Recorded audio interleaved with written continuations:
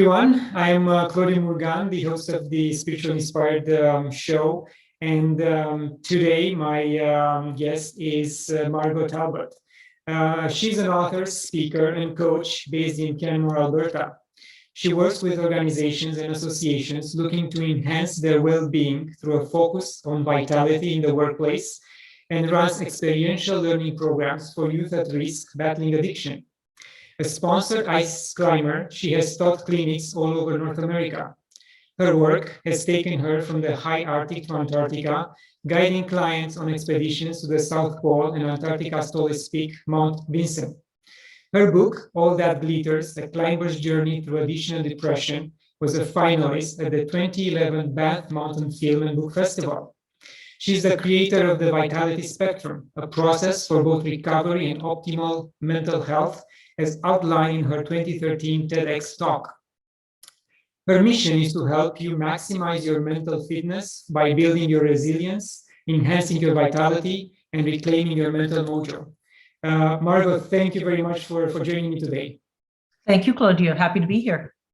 So I had the chance to browse your book. So you had a very tough childhood from the point of view that you are not understood by your parents and you're pretty much invisible to them.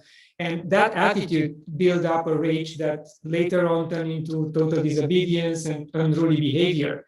Do you think, or do you perceive this phenomenon of children not being understood by their parents as a plague that has taken over society more now than ever? Well, I do and I don't. I think there's a lot more awareness now about parenting, especially the role of males needing to be nurturing as well as the females.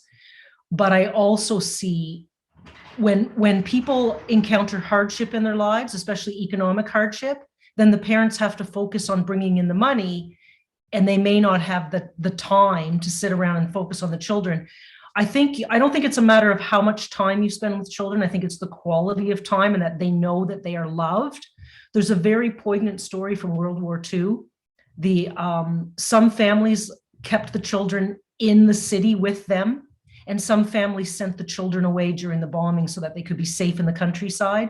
And psychologists did a study after the war, after World War II, and found out that the children who were sent to the countryside did worse than the children who stayed in the bombed cities, because the children who stayed with their parents felt a sense of safety and the children that were sent away did not. So I think your children can feel safe no matter what, but one of my worries right now in what we're living through in the world is that as the economy takes hits, so too does the available spare time for people to spend with their children. But do I think it's becoming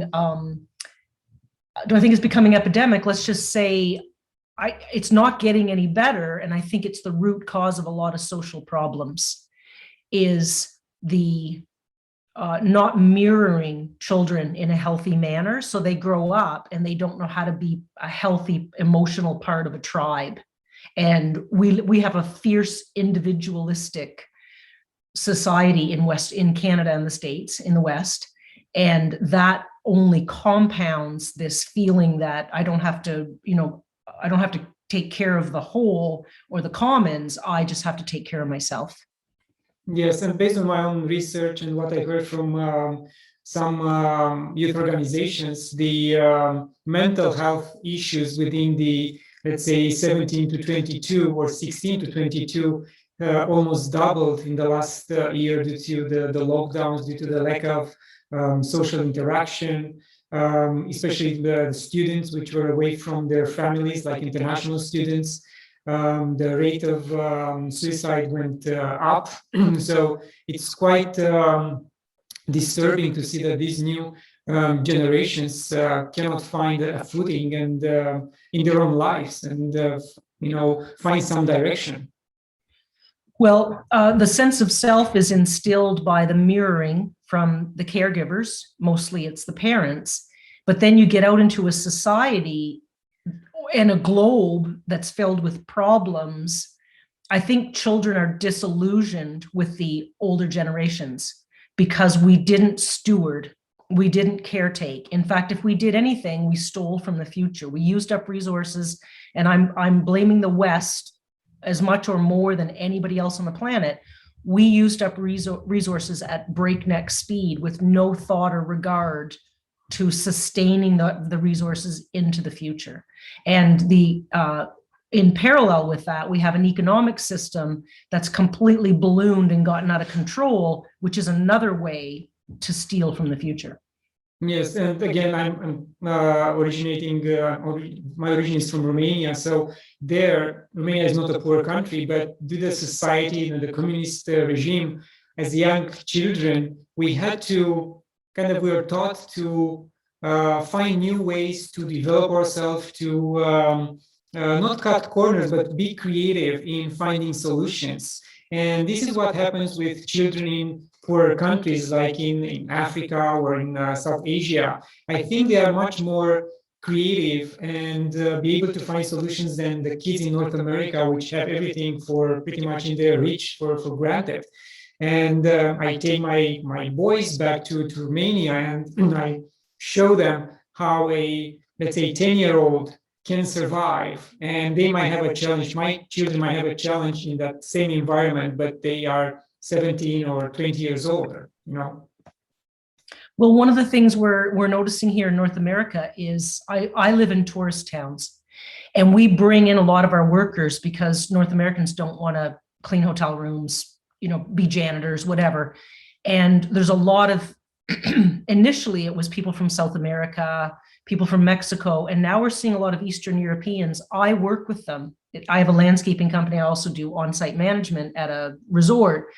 I work with the Eastern Europeans, and I can attest to the fact that they're hard workers. They appreciate the value of money and how kind of easy it is to make money over here. They appreciate the lifestyle and the cleanliness and the lack of hundreds of millions of people, for example. And so I think that children born into let's just say that they're born into the empire. We live next door to ground zero for the empire. And I think that they take a lot of things for granted that, say, children from Romania or descendants of children from Romania, because I know that even people who came over from those countries, they still remember. They remember starvation. They remember, they remember that life is not always as peaceful and easy as we've had it here in the West. Yes. Touching on your, mental health status or situation, in fact, when you're younger, like 14, 15, and extrapolating to today's situation, emotional distress, I think, can be recognized easily. We have so much research and data at our fingertips, and especially the psychologists and doctors. They should be able to recognize by now when someone is in emotional distress, but still they don't look at that person and that medical situation from a holistic point of view and treat it that way. They don't go to the root of the cause, the root cause of the problem, and they prescribe drugs. Why do you think they don't want to go deeper and really involve themselves emotionally into the patient's situation? I think it's very easy to give somebody a pill instead of do the hard work. Sometimes the client themselves doesn't want to do the hard work, and sometimes the psychotherapist doesn't want to. We live in an age where we like snappy, quick fixes to things, and pharmaceutical drugs they're not a snappy, quick fix, but people think that they are. It's messy to go into trauma. People think they're blaming. If they start going into a child's trauma, they think they're blaming the parents, blaming society. There's no blame here. If my parents could have done a better job, if my parents could have been present for me, they would have. It highlights their lack of parenting. It highlights intergenerational trauma. That's how it starts and keeps going. In my case, it's emotional neglect or abuse trauma. You can also get social trauma. You can get trauma from living in a war-torn country. Some people have to leave their country and not take any possessions with them, leave their family behind. Those are all types of trauma. When you grow up in a war-torn country, your parents are so busy keeping you safe and keeping you alive that there's not a lot of time to just sit and relax and read books and be there for your child. So it all has an effect. sociologically, as a society, I don't see a lot of will in the larger psychopharmacological community. I don't see a lot of will to really get to the root causes of trauma and the root causes of why our youth are so on the brink right now with their mental health and depression and suicide. Yeah. And I know you're one of the victims of drug abuse, and you had a lot of you needed a lot of will to get out of that hole. I know that ice climbing was one of your reliefs and escapes to come out of that depression. But in any way, did you use any plant medicine like ayahuasca or San Pedro, or it was just pure will of changing your life? For me, it was pure will of changing my life. I had already done so many drugs before I decided to leave them for ice climbing that I didn't think going down any kind of drug route, whether it was pharmaceutical or otherwise, I didn't think that was a good thing. There was no awareness back then of using psilocybin or using those kinds of drugs to help your mental health. I do know that my drug usage did help my mental health. I was doing pharmacologically on my own what people are now doing. In other words, when I did mind-altering drugs like psilocybin or LSD, I was trying to knock myself into a higher level of consciousness, or at least a pain-free level of consciousness. Now, one of the things you mentioned, my ice climbing, people often ask me, why do you think it was ice climbing? Ice climbing brings me completely into the present moment. And if you think about it, that's what a lot of pharmacological natural drugs do. When you take psilocybin or LSD, you come into the present moment. And the present moment is where we let go of the pain of the past and we forget about the fear of the future. We're just in the present moment. Now, people get that from playing a musical instrument, getting lost in books. For me, it was ice climbing. I needed something that intense. I'm a very physical person. So ice climbing was it for me. But what I call it is finding your passion. The definition of ecstasy is to stand outside oneself. And to me, that's the definition of your passion or being in the present moment. Bank accounts fall away, relationship problems fall away. It's just you and whatever is directly in front of you. Yes. And you climb Mount Vinson in Antarctica. How difficult was to physically and mentally prepare for such endeavor? I didn't specifically prepare for Mount Vinson, but climbing for 2 decades in the Canadian Rockies, including in -20 and -30, prepared me for Antarctica. In fact, it more than prepared me. Mount Vinson is just over 16,000 feet. I'm sorry, but I always do mountains in feet. And because it's at the pole, it feels higher. It was -50 on the day we climbed. And it's really about managing the cold. The climb itself was very straightforward. In fact, I would call it easy for someone who's done a lot of technical climbing, but dealing with the weather and the wind, probably the biggest danger we had was freezing to death or getting blown off the mountain. So Antarctica's got the kind of a different kind of a danger. So I feel like I trained my whole life to be in Antarctica without knowing it. So your escape, it wasn't an easy one. I mean, people will maybe choose painting or writing or just climbing regular mountains. So why still ice climbing? I mean, it's not an easy way to do. Well, I think ice climbing has enough risk and it's physically demanding. And I think though the combination of those two things is what brought me into the present moment. For other people like the flow of practicing music on a guitar. I find that I come into the present moment when I write, but I didn't when I first was getting off drugs, but I do now. So I guess the way I would answer that question is I used ice climbing to get off the drugs and to get myself healthier and lift myself up.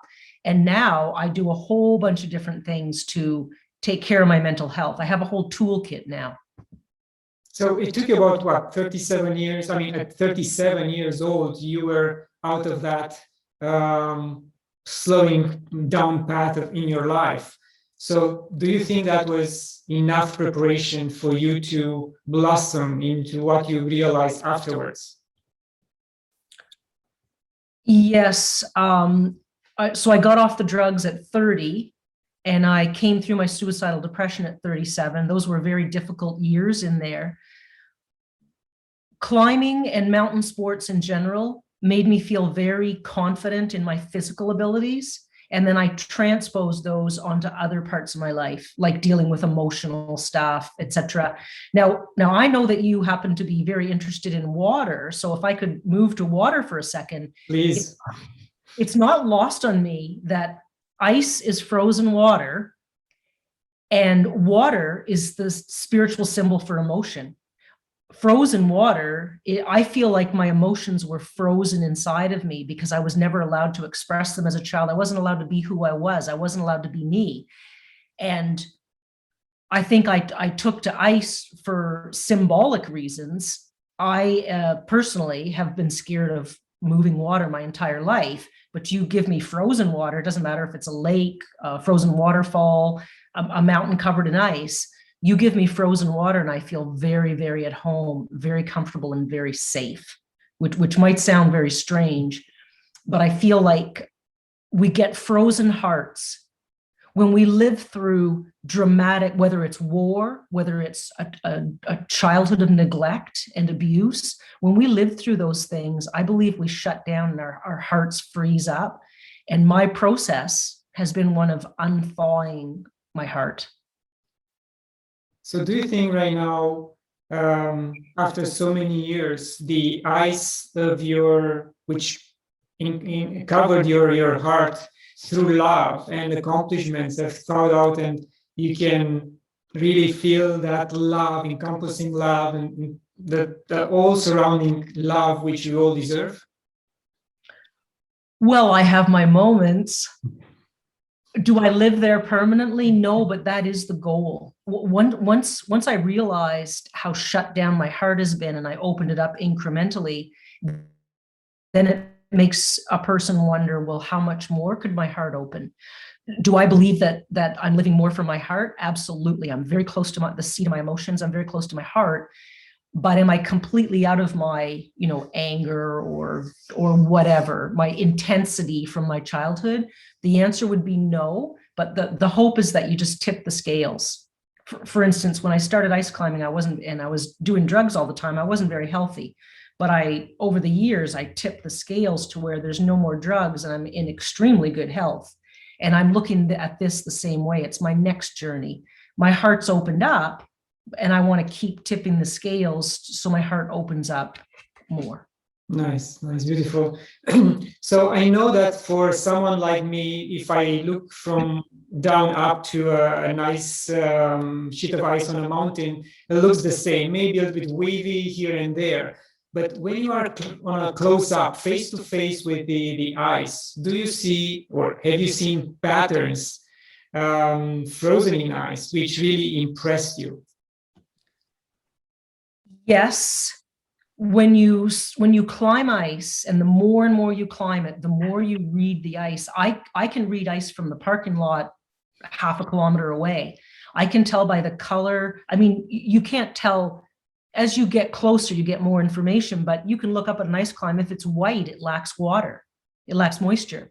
If there's a lot of blue in the ice, you know that it's plastic ice. If it's white, you know it's probably going to be brittle. And then as you're hiking and getting closer and closer, you see more details like, oh, maybe it's separated from the rock, or maybe you start to see little divots where you're going to put your axes. Because if you put your axe on a bulge, it'll explode. If you put your axe on a concavity, then it will go inside. It's really interesting, your question, because basically I know that people who run rivers and stuff, they read the water, but it's moving. As ice climbers, we read the ice, and there's an awful lot there to learn. Once you get to the ice itself, just simply, tapping on it with your axe or throwing your axe into the ice, your ice axe, you can tell a lot by that as well. So that's why I find it a very attractive, engaging medium, because it's always changing. And, one stick, it can explode, another stick can go straight into the ice. And I find that really engaging. And the engagement level is what brings me into the present moment. And that's what I always tell people. If ice climbing doesn't do it for you, pick up a guitar, start painting, start writing. You'll eventually stumble upon something that captures you so completely, the rest of the world falls away. And that's when you're in the present moment. Yeah, so in the end, it's an art. Like anything else you do with passion, it becomes an art. As you said, reading the ice, reading the water, which is the frozen, Yeah. Yeah. What other peaks have you climbed? What other peaks have I climbed? I've climbed some peaks around the Canadian Rockies. I wouldn't say they're anything as famous as Mount Vinson or as notable as Mount Vinson. Mostly I've climbed, I don't even know how many frozen waterfalls I've climbed. So I've climbed all the classics around here, and I've climbed in other places around the world. So I tend to focus on frozen waterfalls and then climb some rock routes in the summer, but I don't tend to focus on alpine climbing, which is what you're describing. Yeah. So if a climb is more difficult and you achieve to go to its peak, do you associate that in any way with shifting gears in terms of consciousness and awareness? Yes. In fact, my climbing was an external mirror for what was going on inside of me. I call it climbing the mountains of your heart. We all have what they call demons or issues, and we're the only people who can heal them. And that's something that the psychology profession, they can support you, they can give you signposts and tell you what worked for other people, but they can't just open up a textbook and say, oh, if you do X, Y, Z, everyone's healing pattern is different. And that's what makes it exciting. It makes it difficult, but it makes it exciting because you have the blueprint of your own healing inside of you. And I may be able to say something today and Claudiu might go, oh, I'm going to think about that. Or somebody listening to our interview may go, oh, there's the missing piece of the puzzle. But I would only be one of many inputs for that person. And I'll tell you one of the most important inputs for me. My social worker, I went to a lot of psychologists and psychiatrists. It was my social worker who one day leaned over her desk and said to me, Margot, it's the pain you want to end, not your life.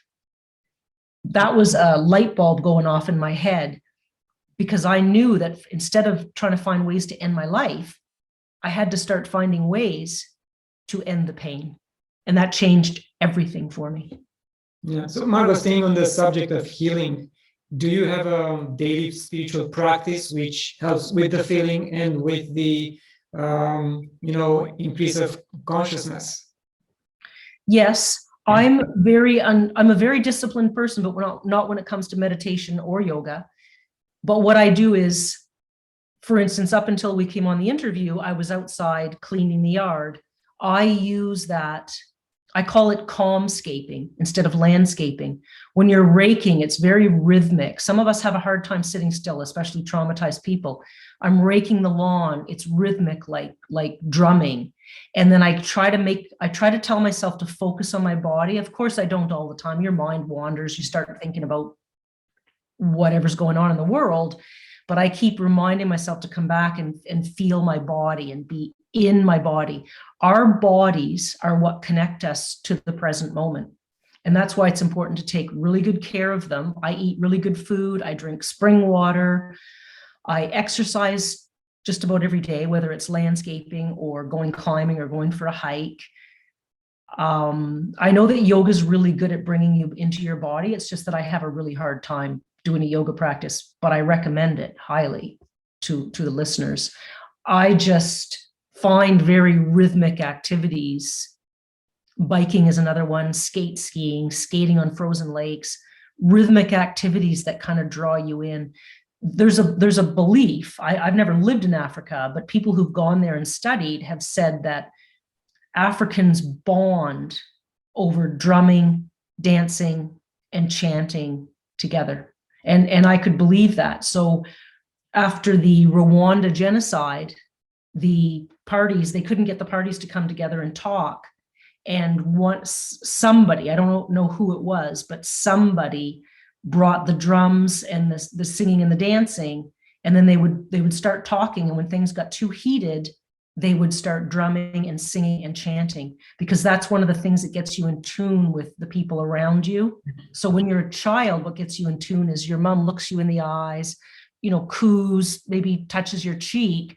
Those are all things that bring you into the world of connection. That's a big word for me, is connection. And so they would reconnect the Africans through the drumming, singing, and chanting, and then they would go back to talk about the hard topics, which is the genocide. Yes, it's so true. I got goosebumps, believe me, when you said that about the drumming. I got goosebumps. That means it's real, it's true. And I know that in a shamanic ceremony, they are also using, most of the time, they're using the drums, to bring everyone together in the same frequency, in the same mindset. So even to go in the different state of consciousness, if you want to do it at home, you just have to listen to a drumming sound, and your mind will just travel to that preferred spot. That's for sure. I can vouch for that. And a very important part of it is, it's called entrainment or mirroring. Monkeys copy each other, children copy adults. It's a matter of what are you mirroring? So you just described a healthy entrainment. What happens when you leave a child on their screen all day, every day, watching commercials or movies with violence in it? What happens then? What does the child connect to? What does the child think is okay behavior in the world? If you were to ask me what could heal the world right now or help the world the most right now, I would say if everybody tuned into themselves and found ways to connect to others, open the heart, thaw the heart, because we are facing problems now, unprecedented problems that require us to unite and act as one. And the pandemic is only one piece of it. I'm talking about, like financial things, geopolitical things, as a species, the climate, the degradation of the earth. It doesn't matter if climate change is real or not. We get lost in these arguments. What matters is that we are degrading the earth. We aren't stewarding properly.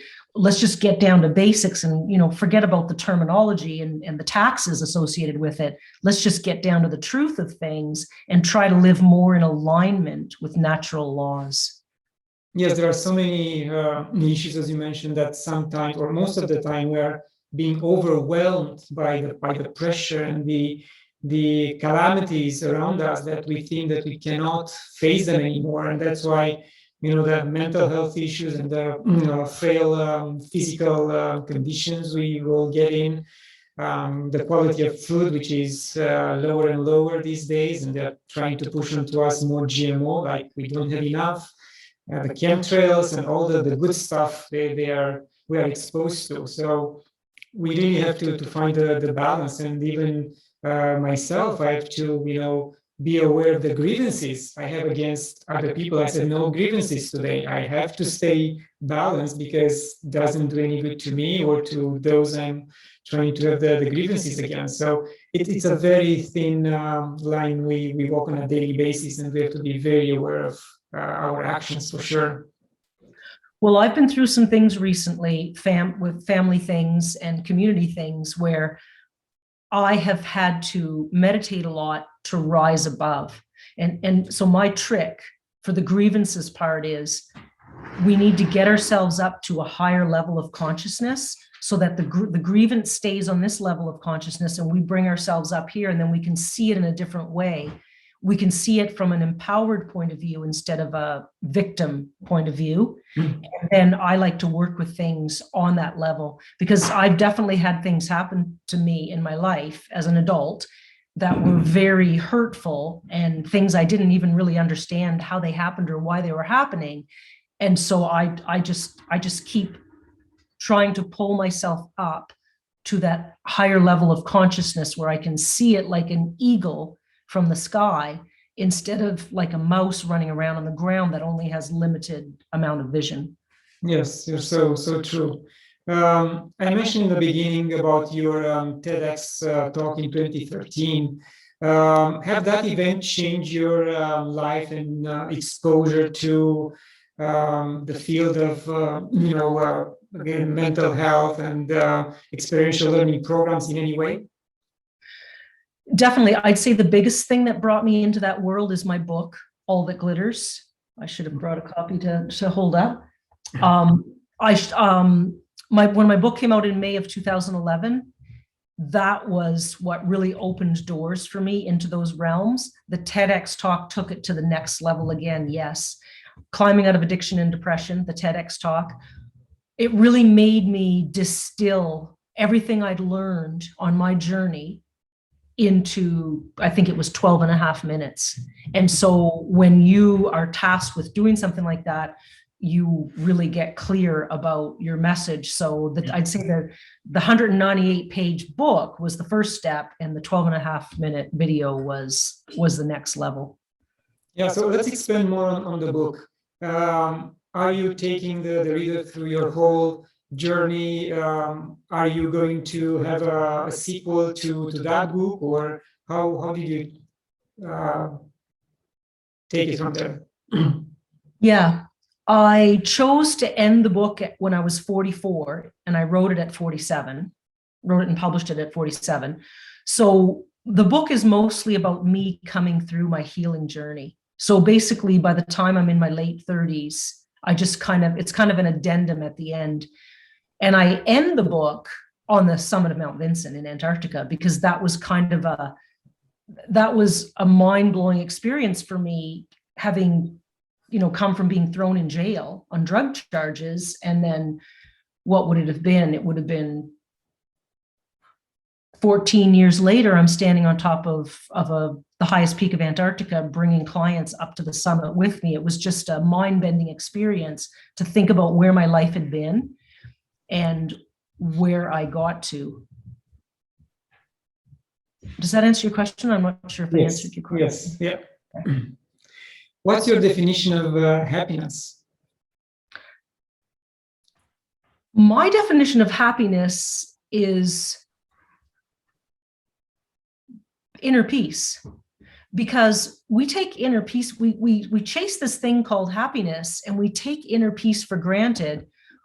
When you don't have an issue or a problem, when you're just sitting in a chair in the sun, feeling the wind in your hair and the sun on your face, that's happiness to me. Happiness isn't fireworks in the sky. It's not some big giant moment. Happiness is feeling really comfortable in my own skin, feeling really at peace with the world, even if stuff's going on personally, globally, just feeling at peace, because that's where our point of power is. Worrying never fixed any problems on the planet, but being at peace, or being a role model for trying to lift your level of consciousness and being at peace and acting from that place does absolutely change the planet. Yeah, so true. Margo, let's talk more about your programs, the vitality spectrum, and how people in general and youth in particular react to these programs. Yeah, I'll start off by saying I have a newsletter on my website, margotalbot.com. If you sign up for the newsletter, you get my free ebook called Vitality Spectrum. And it's a work in progress. I add to it all the time. It's got the tools and techniques that brought me from the brink of suicidal depression to the life I'm living today. And it includes simple things like clean water, clean food, taking really good care of yourself physically. And then it includes some more invisible things about how to segregate the trauma from bleeding into your everyday life, etc. Toxic thoughts, having toxic people in your life. It gets into the more kind of invisible things that can keep us dampened down. But if you think about it, so my trauma was childhood trauma, but when you look at our culture and the quality of food and water, as you mentioned earlier, and how I think they've taken phys ed out of a lot of school systems, you're basically taking away what I consider to be the most important things not just for children, but for everybody on the planet. Yeah. And so that's the vitality spectrum part. The programs, I have programs for individuals, like one-on-one sessions. I do retreats for people that are depressed or deal with anxiety. Then I also work with youth at risk. And the programs are basically, if you wanted me to put it in a nutshell, I would say my goal is for the person to have more context about what they're going through. It's not just depression. It's not just a cluster of symptoms. There's very individual, real reasons why people get depressed and why they get anxious. And so I want people to leave knowing that they're not crazy. Something happened that led them down a path where they feel depressed or suicidal or anxious. And I want to help them, and I want them to know that they can be the engineer of their own healing. They don't have to meet a special person or take a special drug. They themselves can heal their own demons. Yes, and the danger these days is, even if you didn't have trauma in your childhood, coming out of school and realizing that the chances of either starting a business or getting a job, which not necessarily is a good thing, are very dim because of the economy going down, people being laid off. So what's your future perspective, or what I'm going to do? Or maybe I already spent this money, I'm in debt, I just finished university. So what I'm going to do right now? I cannot stay locked in the house for another 2 years. I have to sustain myself. And that adds to the anxiety and depression. My response to that is always look for your point of power. So, for instance, let's just say somebody loses their job during a lockdown. That's when they can say to themselves, well, should I take this break and retrain?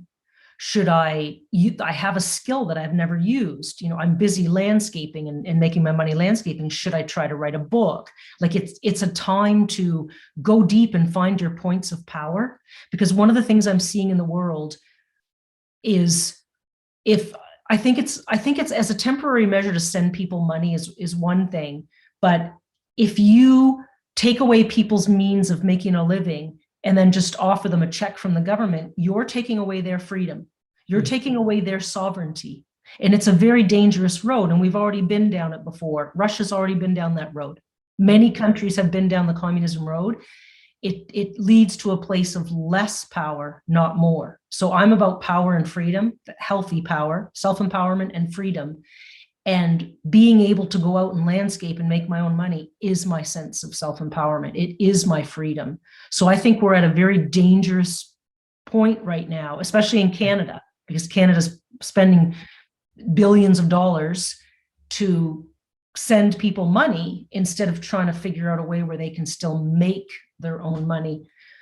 Where we're headed with all this remains to be seen, but the individual can still find their point of power in everything that's happening in the world.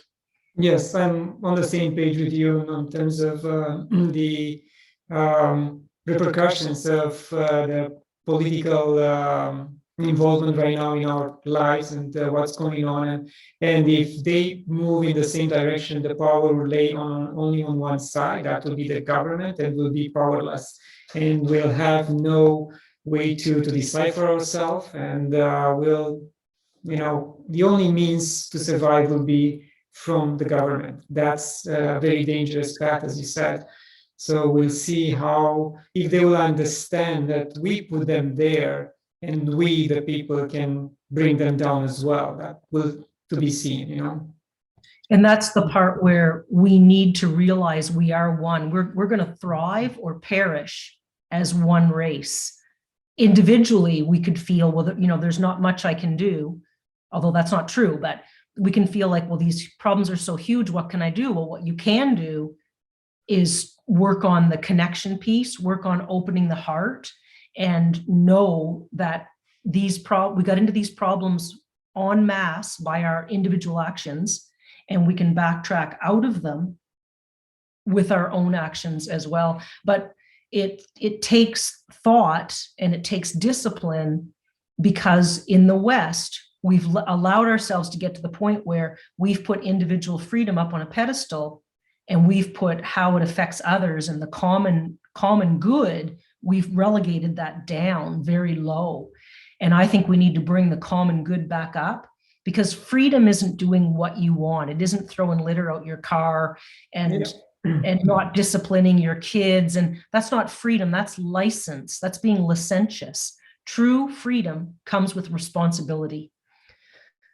Yes, yeah, and again, what you said, it's pretty much common sense. We have to respect everyone else's, property and rights and thoughts, and we can have our own thoughts as long as we get respect from the other people. We have to, as you said, come together and come out of fear of dying, fear of getting sick, which is a normal process in a daily life over a period of 80 years, the lifespan. We get sick, we get healthy, we have to have faith in our immune system and in the fact that God gave us the right to breathe. And we will take care of ourselves, physically and mentally, if we are given the opportunity. And we have to understand that fear is what will eat ourselves from inside out. And to that point, what's the obvious thing to do if you're worried about getting sick or catching a virus? The obvious thing to do is to strengthen your immune system. And that comes back to fresh water, good food, exercise, keeping stress down low, laughing with friends, connecting with friends. There's I call them simple. They could be very hard to achieve for some people, but those are very simple, basic things that we can do to keep ourselves healthy. Now, we wouldn't be in this position where we even had to think about being sick and being locked down if we had stewarded ourselves and the planet in a different way. If we had not overpopulated the earth, not, which causes other problems, not, degraded the topsoil or whatever you want to call it. There's no way to pinpoint it. It's a rabbit's hole, but we have to accept that our actions en masse as a race have led us to these points where we have these big issues on the planet. The derivatives market, in the economy, the degradation of the earth, the lockdowns, like we have a culmination of a whole bunch of problems because we never fixed the problems as we went along. And as my example, when I was a child, I remember looking at a newspaper and asking my mom what was going on. And it was Palestine. It was a group of people in Palestine living in tents. I forget what they call them, refugee camps. Mm-hmm. And I remember asking my mom about it. And then being a Canadian, of course, I've always known about the indigenous history. And here we are facing huger problems than we've ever had. And we haven't even fixed those two problems. And they go back a long time. So humans need to learn how to bang the lid on problems and move forward. We're going to be forced to. We haven't done it yet willingly. We sit around arguing about, what color tiles are going to go in a new museum, but the bigger problems just simply go unaddressed because they're messy, and because the people are gaining. There's geopolitical reasons why they exist, but we're at a point right now, and I think coming back to child depression and children being suicidal, I think they see more clearly than the adults do how we've let the world become a mess. But my message to those children would be, yes, the world's a mess, but that's the challenge and that's the opportunity. It's not fair, and it wasn't the best idea to let the world get this messy. But when you're in that situation, once again, you go back to, where's my power? And I know that a lot of suicidal people and a lot of the kids I work with, they're the most sensitive, intelligent, creative people on the planet, and we need them. We need them. And they're the ones that are killing themselves because they're so sensitive and they're so intelligent. And we need their creativity and their sensitivity. We live in a world that doesn't revere those things. We revere sociopathic, narcissistic behavior. We need you, is my message to youth. And remember that when you feel down or you feel like there's no place for you in the world, you are the most necessary I'm opening my heart because I know that's what I need and that's what the world needs. Yes, and I think we fail them in the educational system as well, because we teach them the same things which taught in schools like 30 years ago. Nothing has changed, even if there are new scientific discoveries, new spiritual developments, and combination of the science and spirituality, and we don't teach kids these new revelations which will open up even more their mind and their hearts. And I think that unless these generations, older generations right now, I mean, some of the people in power are from the old generations, won't retire and won't go away in some way, we won't be able to make this change and offer the new generations new information unless they have that desire within themselves to go and read and search on the internet and just forget about the educational system and be their own educators. Well, I encourage people to do that because school, even university and PhDs, school is all about somebody tells you what to think and you regurgitate it, and they give you really good marks if you know how to tell them what they told you. They're not marking you based on how you think or how much thinking power you have. I would encourage everyone to, in addition, go to school, get the ticket or the diploma if you want, but read books and think for yourself, because the times we're going to have to start thinking on our feet. And I think I'm part of a group of youth who've gotten off drugs. Many of them tried to commit suicide. Many have OD'd. They get off drugs and they're kind of at a loss.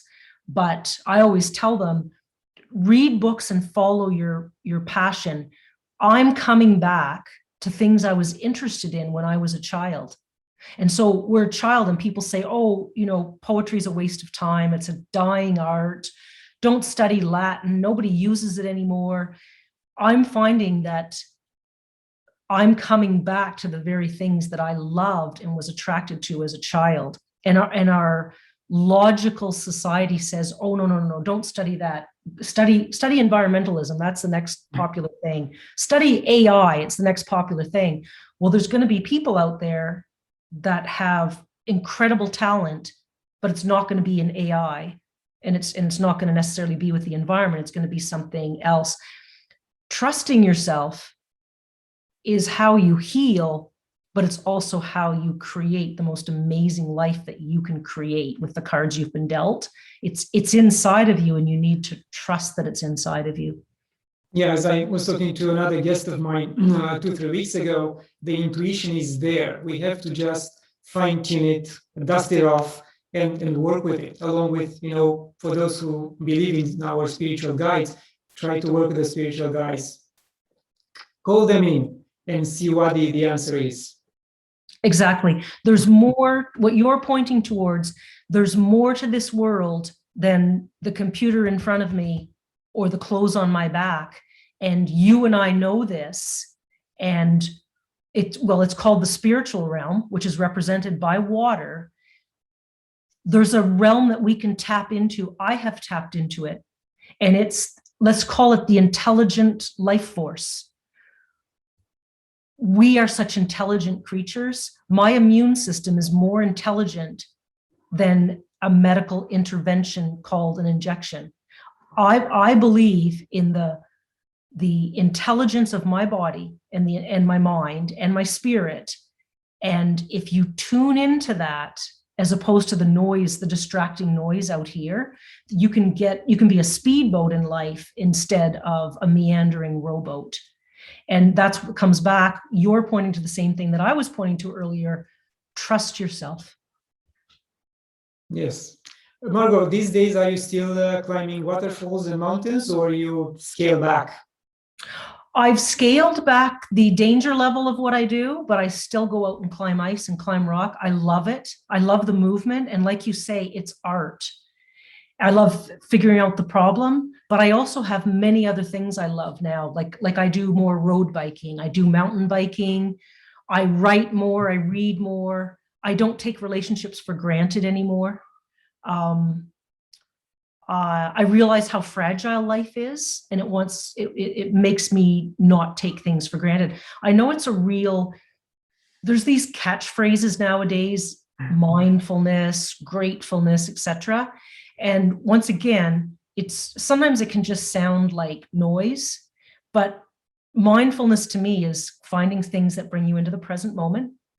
And so there was mindfulness. What was the other one? Gratefulness. Yes. I used to poo-poo gratefulness, but the older I get, the more I realize that it's a very powerful spiritual practice, if not because of any other reason than that it stops us from complaining. Because think about the level of complaining before the lockdowns even hit. People were complaining about everything. And Claudiu, I always like to remind myself, emperors in the 17th century only dreamed of living the way you and I dream. Yes. They could only dream of picking up a small little square box and being in contact with all of the people in the kingdom. They could only dream of hot running water. They could only dream of supermarkets full of food. Like, we are living a dream. And I watch people complain all the time. And I just find that gratefulness or gratitude is the best way to not complain. Yes, I have gratitude etched into my water bottle, so just will affect my internal water as well. If you have to travel this year without being restricted by the medical intervention we talked earlier, what country you choose to go to?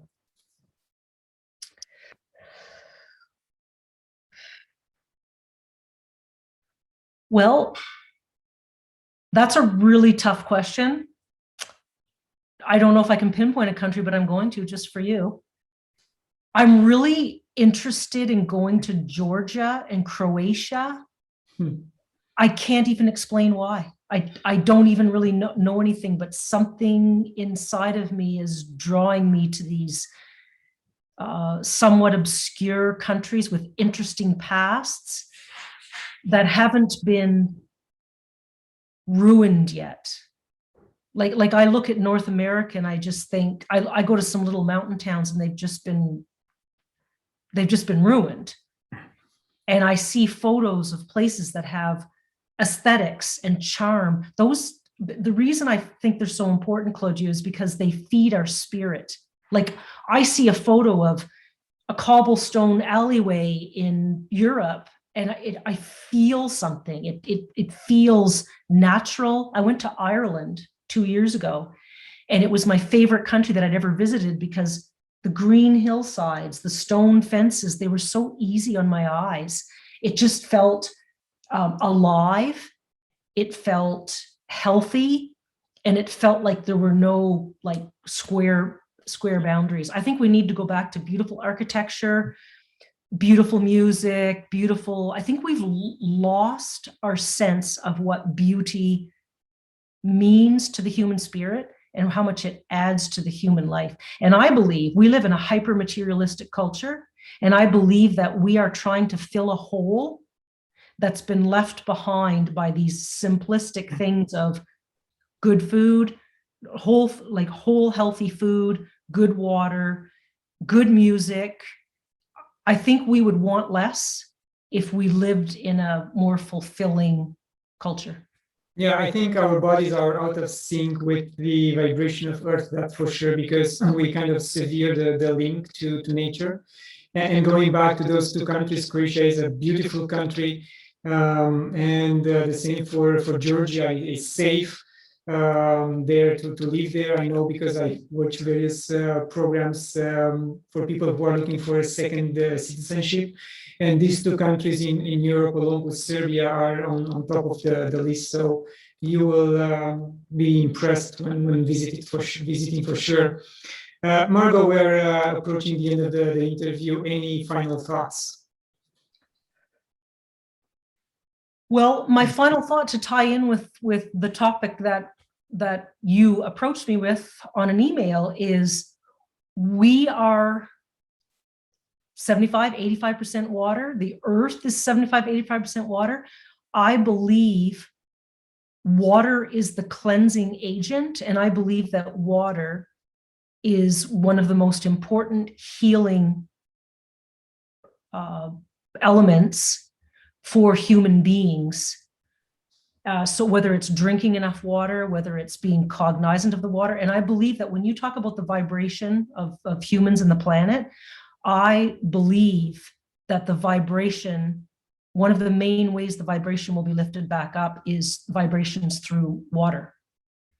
Yes, and in fact, I put together a presentation about water to present it in front of people with mental health issues and health issues in general, and to explain to them that they can go back to the root cause, which is the quality of the water in their bodies. If that's solved, then they will ease their way to being healthy. So that will be in place very soon, and I hope people will receive it well and will take action. Margot, once again, thank you very much for your time. I wish you all the best, and hopefully we'll see a second book anytime soon. Yep. Thank you very much, Claudiu. And to my viewers, thank you for watching this interview. Share it, like it. Support me on patreon.com/claudiumurgan. Get a free copy of my first book, The Decadence of Our Souls, when you visit my website. And until next time, love and gratitude.